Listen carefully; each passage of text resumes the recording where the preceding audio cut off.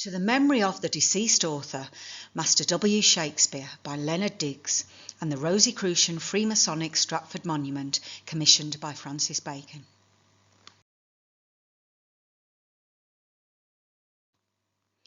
In his poem prefixed to the Shakespeare First Folio, Bacon's inward friend and Rosicrucian Freemasonry brother Leonard Digges made the first known printed reference to the Stratford Shakespeare Monument, wherein he tells us that when time dissolves thy Stratford Monument, the hidden truth will finally be revealed to the world. The Digges family were eminent mathematicians, scientists and astronomers, and as we shall see, the Digges and Bacon families had a long and close relationship that went back generations, and they were in fact kinsmen.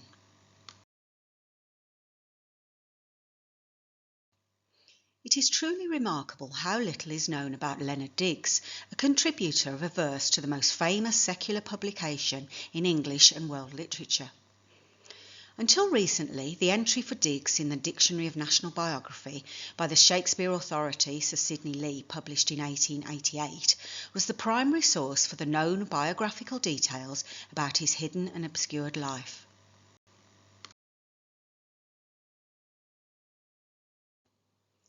This suspiciously brief biographical account of Leonard Digges served as the first go-to for scholars and students until 2004, when it was succeeded by the brief entry for him in the ODNB. The updated entry for Digges, which had benefited from more than a century of modern scholarship, repeated, as indicated by its accreditation, much of the earlier entry in the DNB, and added a few more minor biographical details, which will be given notice in its appropriate place. Neither the entry for Leonard Digges in the DNB or the ODNB refers to or once mentions Bacon, and likewise for the last 400 years none of the orthodox Bacon editors and biographers mention Leonard Digges, even though Spedding brings up his brother Sir Dudley Digges on a number of occasions in volumes 4, 5 and 7 of his Standards, Letters and Lives. And Professors Jardine and Stewart refer to his father Thomas Digges and his grandfather Leonard Digges and his brother Sir Dudley Digges, but for some reason best known to themselves, Spedding and Jardine and Stewart do not include any notice whatsoever of the poet Leonard Digges, contributor of a verse to the First Folio.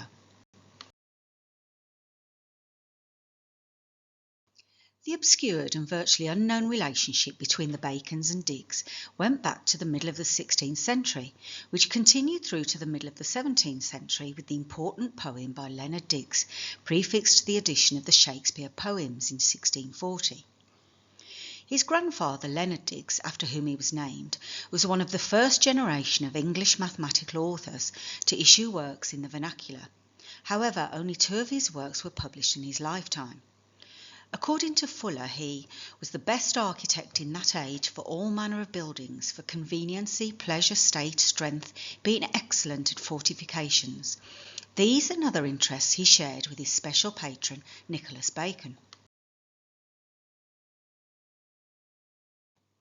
His groundbreaking work, entitled A Geometrical Practice, was published posthumously by his son Thomas Digges in 1571.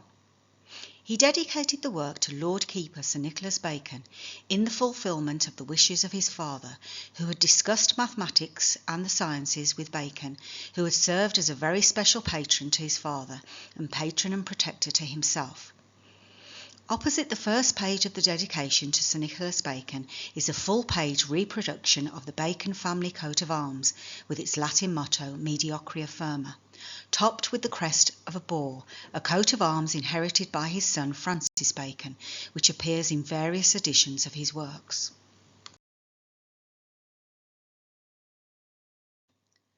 Following the death of his father, from the age of 13, Thomas Digges' upbringing and education fell to his father's close friend, Dr. John Dee.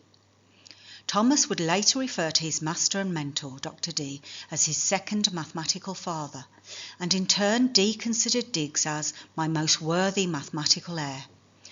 Through the next 2 decades, Dee and Digges benefited from the patronage of Sir Nicholas Bacon and his brother-in-law, Sir William Cecil, which, in course of time, brought them into close contact with the aspiring scientific genius of the family, Francis Bacon, who even at a young age was then planning a universal reformation of the whole world.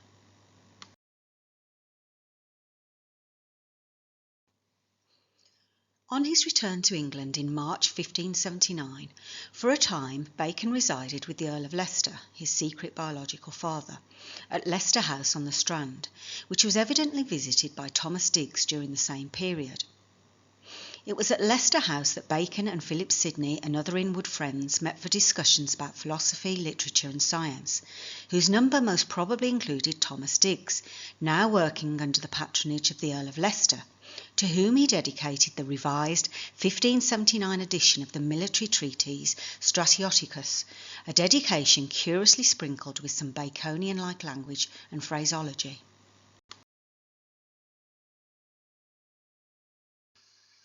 In 1586, through the direct influence of his patron Leicester, Digges was appointed Muster General of the English forces in the Netherlands, and he in turn defended Leicester's reputation in both a brief report of the military services, 1587, and after the death of his patron in 1588, a brief and true report of the proceedings, in 1590. For this publication, Digges secretly collaborated with Bacon. Printed above the address to the reader stands Bacon's AA headpiece. Nor was this the last of the military publications that Digges and Bacon secretly collaborated on.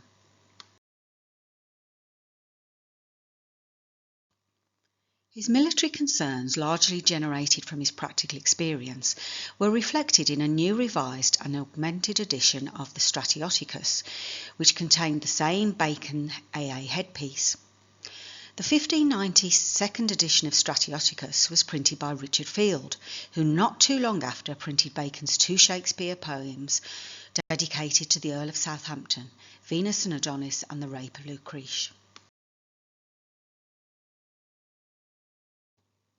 The revised and augmented second edition of Stratioticus was followed by a second edition of Pantometria, most probably published after consultation with Bacon, that reprints the dedication to his father, Sir Nicholas Bacon, from the first edition. Several orthodox Shakespeare scholars have noticed that Digges' Stratioticus is a source for some of Othello's military material.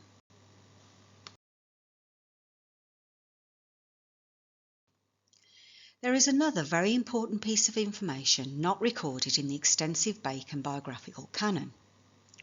At some unknown date, Digges married Anne, daughter of Sir Warham St. Leger, and his wife Ursula, daughter of George Neville, Lord Abergavenny. This means Digges and Bacon were related. Sir Henry Neville was married to Sir Nicholas Bacon's eldest daughter, Elizabeth, Bacon's elder sister, and his son and namesake, the courtier and diplomat Sir Henry Neville, married Anne, daughter of Sir Henry Killigrew, and his wife, Lady Catherine Cook Killigrew, the younger sister of Lady Anne Cook Bacon. During the 1590s, Sir Henry Neville the younger moved in the Bacon-Essex circles in and around Essex House on the Strand. Bacon's nephew, Sir Henry Neville, makes an appearance on the outer cover of Bacon's collection of manuscripts, known as the Northumberland manuscript, which originally held copies of his Shakespeare plays Richard II and Richard III.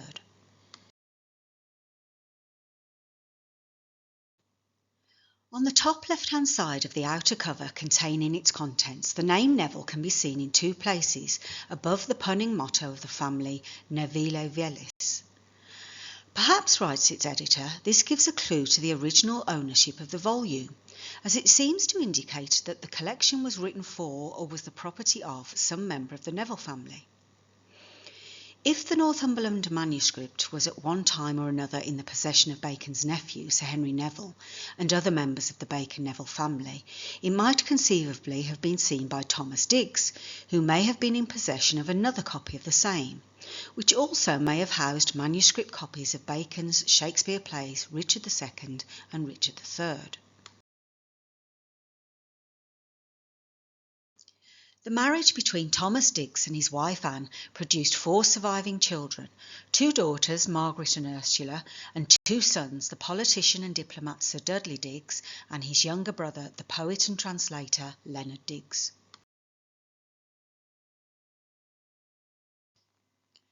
The original edition of a book named Tectonicon by Leonard Digges, whose special patron was Nicholas Bacon, was reprinted in 1605, where above the address there appears a Baconian-Rosicrucian AA headpiece, confirming that Bacon was behind its publication.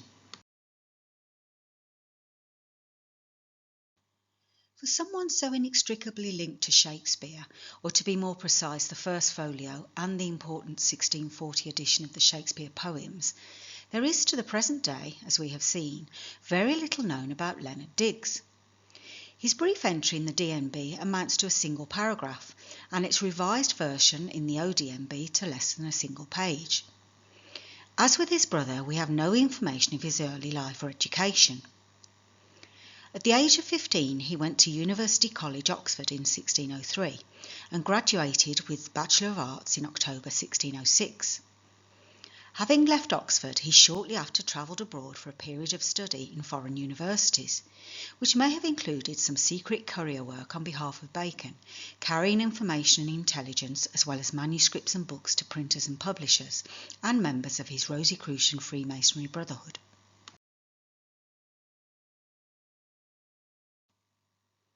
In 1611, it appears Digges went to Spain with his friend James Mabb, Fellow of Magdalen College, Oxford, and Secretary to the English Ambassador Sir John Digby, one of Bacon's close friends and political allies. The evidence for this trip to Spain comes from a copy of a third edition of Lope de Vega's Remas, printed at Madrid in 1613, now housed in the library of Balliol College, Oxford, which Mabb, who also contributed a verse to the First Folio, sent via Digges to another Oxford scholar, William Baker. This is the only information we have of Digges from the time of taking his degree at Oxford in 1606 until 11 years later in 1617, when he issued a verse translation from Claudianus's The Rape of Proserpine, published by Edward Blount, publisher of the Shakespeare First Folio. It is dedicated to his sister Margaret Digges, who had recently nursed him through a dangerous sickness. In 1622, Digges published a translation of a Spanish novel entitled Dorado, published by Blount, which he dedicated to William Herbert, Earl of Pembroke, Grand Master of England, and Philip Herbert, Earl of Montgomery, the incomparable pair of brethren to whom Bacon dedicated the First Folio.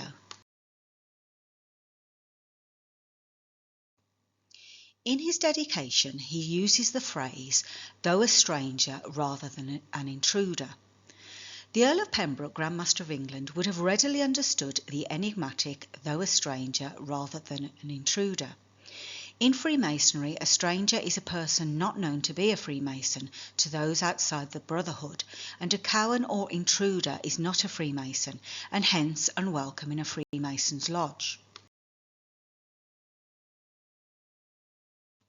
The following year, Bacon dedicated the Shakespeare First Folio, believed by some to be the greatest Freemasonic book in the history of the world, to the most noble and incomparable pair of brethren.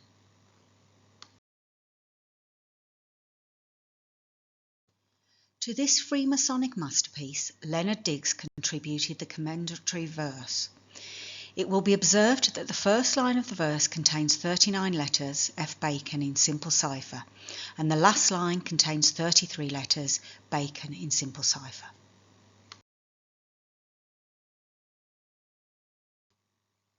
The verse contains the earliest known reference to the Stratford Moniment, so beloved of orthodox Shakespeare scholars. However, if we examine it more closely, we are able to discern that Digges, who is privy to the secret Bacon is the concealed author of the Shakespeare works, in a Rosicrucian Freemasonic method of delivery hints at the truth. He tells us that his works will outlive this carefully crafted illusion, and when time dissolves thy Stratford Moniment, the hidden truth will be revealed to the world. Or, in Bacon's words, printed on the title page of his Rosicrucian New Atlantis, in time the hidden truth will be revealed.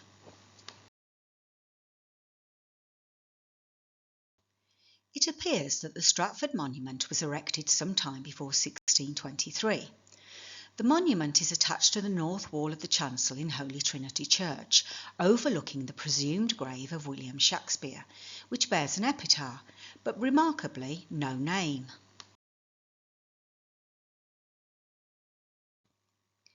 It is somewhat remarkable that 4 centuries later, the whole phalanx of orthodox Shakespeare scholars who have written countless thousands of works on Shakespeare of Stratford have not produced a shred of evidence or shed any light on who was responsible for commissioning the Stratford Monument. Yet, as we shall see, what is in effect a beguiling Rosicrucian-Freemasonic memorial was secretly commissioned by Francis Bacon.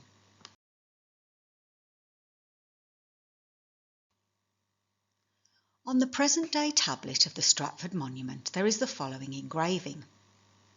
A free translation of the Latin inscription at the head of the monument is given by B. Rowland Lewis. Him who in judgment was a Nestor, in intellect was a Socrates, in art was a Virgil, the earth encloses, the populace mourn, and Olympus holds.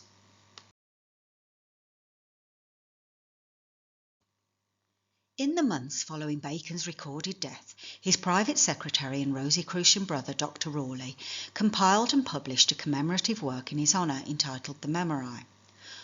This rare volume contains 32 Latin verses in praise of Bacon, with an introduction by Dr. Rawley. The orthodox editors and biographers of Bacon have continued to suppress and pass over the contents of this critically important work to the present day. Several of these verses portray Bacon as a secret supreme poet and dramatist of comedies and tragedies written under the pseudonym Shakespeare.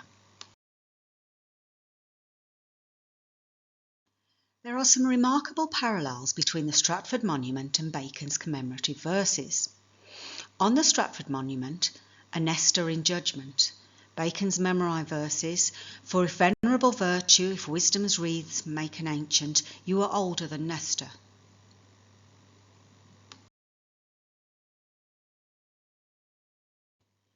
On the Shakespeare Monument, a Marrow in his art, from the verses, O Greeks, give place, Marrow, first in Latin story. On the monument he resides in Olympus, from the verses, the Verulamian star now glitters in ruddy Olympus.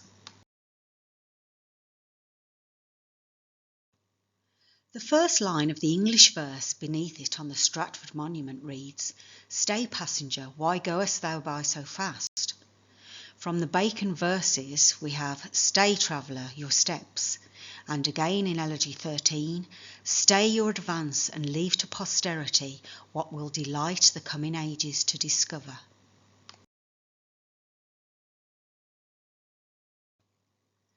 An early printed reference to the monument at Stratford upon Avon appeared in the first edition of the aptly titled A Banquet of Jests. The only two known copies of this extremely rare 1630 edition are held at the Bodleian Library. No name of an author appears on its title page.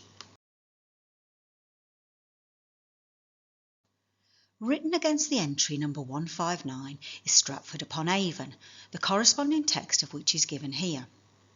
One travelling through Stratford upon Avon, a town most remarkable for the birth of famous William Shakespeare, and walking in the church to do his devotion, espied as things there worthy observation, which was a tombstone laid more than 300 years ago, on which was engraven an epitaph to this purpose.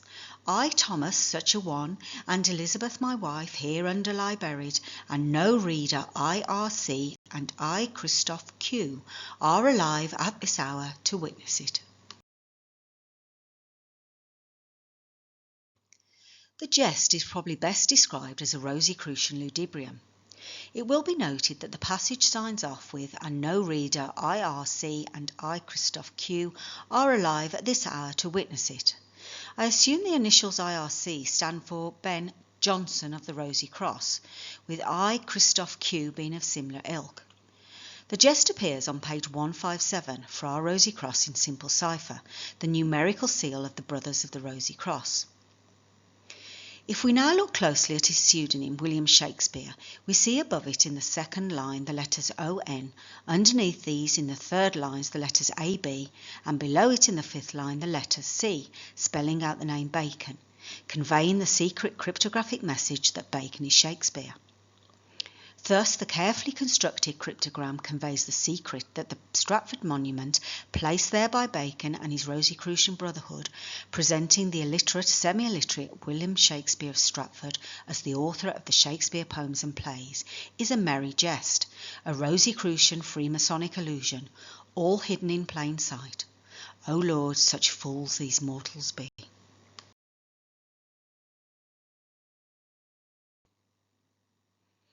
A few years after the publication of A Banquet of Jests, Stratford-upon-Avon was visited by another member of the Rosicrucian Freemasonry Brotherhood, the antiquary William Dugdale. It was during this visit in 1634 that he made the first known drawing of the Shakespeare Monument. An engraving of the Shakespeare Monument by Holler, based on the drawing, was first printed in Dugdale's Antiquities of Warwickshire in 1656. Its engraving, Holler had by then enjoyed a long history with Bacon and his Rosicrucian Freemasonry Brotherhood. In Dugdale's Antiquities, which had taken more than 20 years to produce, with its engraving by Holler of the Shakespeare Monument at Stratford, Dugdale concludes his brief comments on Stratford with the following statement. One thing more, in reference to this ancient town is observable, that it gave birth and sepulchre to our late famous poet Will Shakespeare, whose monument I have inserted in my Discourse of the Church. It will be seen that the passage contains a total of 35 words. Of these, 33 are printed in Roman type and 2 in italics. The 2 words printed in italics are Will Shakespeare. Thus, if the pseudonym is removed, it leaves 33 words, 33 Bacon in simple cipher, and 2 times 33 is 66, a double cipher for Bacon, which plus the 1 full word Shakespeare, 66 plus 1 equals 67, Francis in simple cipher. Hundreds of thousands of scholars, students and tourists travel from all around the globe to visit Stratford-upon-Avon and the Shakespeare Monument to pay homage to the greatest poet and dramatist in the history of the world, but are not able to see and comprehend what is hidden in plain sight in front of their own eyes. The full Rosicrucian Freemasonic significance of the Shakespeare Monument at Stratford, which is known to learned members of the Brotherhood, has been concealed, hidden and suppressed for the last 400 years. This systematic silence was recently overturned by Peter Dawkins, founder principal of the Francis Bacon Research Trust, a recognised authority on the Rosicrucian Freemasonry Brotherhood, who, by his own admission, is not a Freemason, in his groundbreaking article, The Symbolism, Mystery and Secret Message of the Shakespeare Monument. It was also addressed by M.R. Osborne in his 112-page work, Allegory in Stone, a short study of the Shakespeare Monument, published in 2022.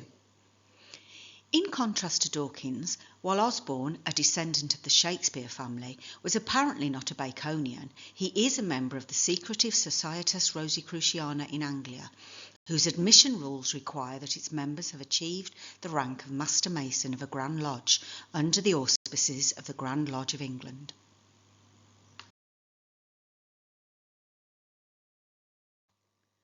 The Shakespeare Monument is replete with Rosicrucian Freemasonry symbolism.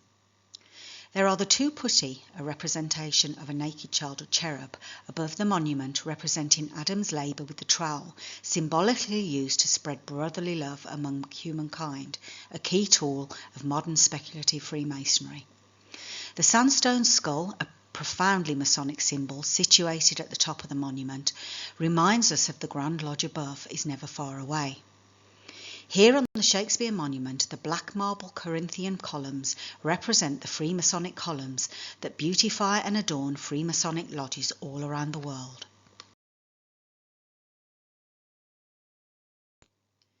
On his chapter on Rosicrucianism, Osborne reveals that one Rosicrucian secret is that our bodies have a further 6 non-physical forms, concealed by 7 veils.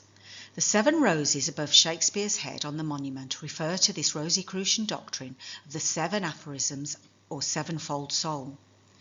The hidden secret of the Shakespeare Monument is that it is in truth a Rosicrucian memorial, and we need only consider the trowel and spear in the monument and the 3 working tools of the poet in the frieze, the quill pen, page and cushion he needed to sit on while working, to recognise the quasi-Freemasonic symbolism.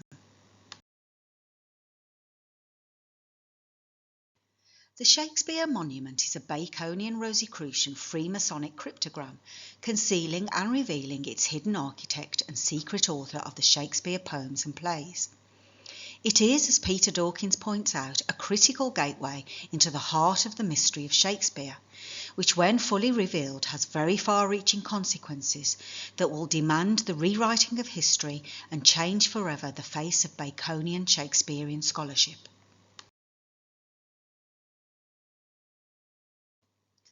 The Dugdale drawing engraving of the Shakespeare Monument appears to have been designed to draw notice to its Masonic significance, for the arms of Shakespeare are shown in a most awkward but stylised way, which immediately draws attention.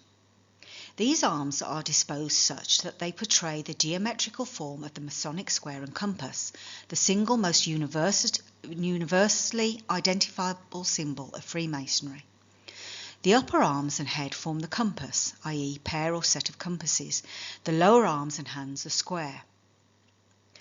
To substitute a woolsack for a cushion is of great Baconian-Rosicrucian and Freemasonic significance, because the most famous woolsack is the seat of the Lord Chancellor. Bacon was Lord Chancellor of England, while presiding over the House of Lords.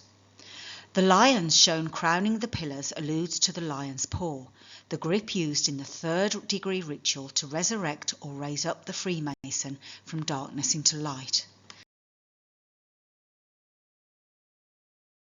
As we now have it, the Shakespeare Monument depicts the purported image of the Stratford man with a blank or vacant expression, not unlike the Droeshout on the First Folio, with a quill pen in his right hand, with his left hand resting upon a single blank sheet of paper on a tessellated cushion.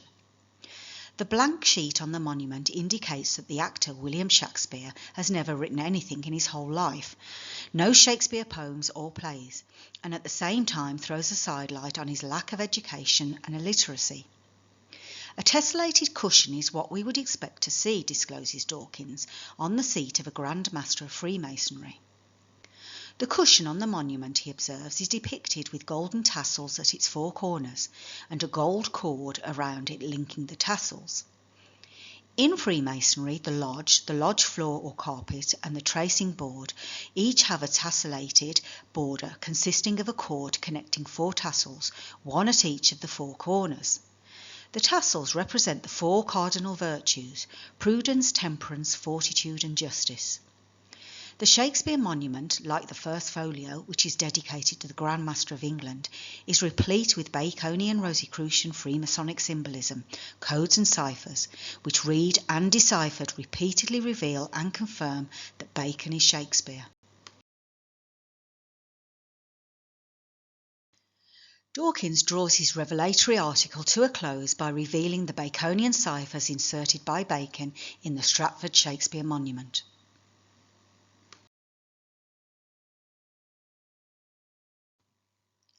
The large 8 lines of text on the inscription of the Shakespeare Monument contains a total of 287 letters, 287 Fra Rosicross in case cipher. The bottom 2 lines of the inscription comprises 6 words, and the numbers total 27, 6 and 27, 33 Bacon in simple cipher. The Latin inscription contains 72 letters, 52 words, and the bottom section 6 words, and the numbers all total up to 157 Fra Rosicross in simple cipher.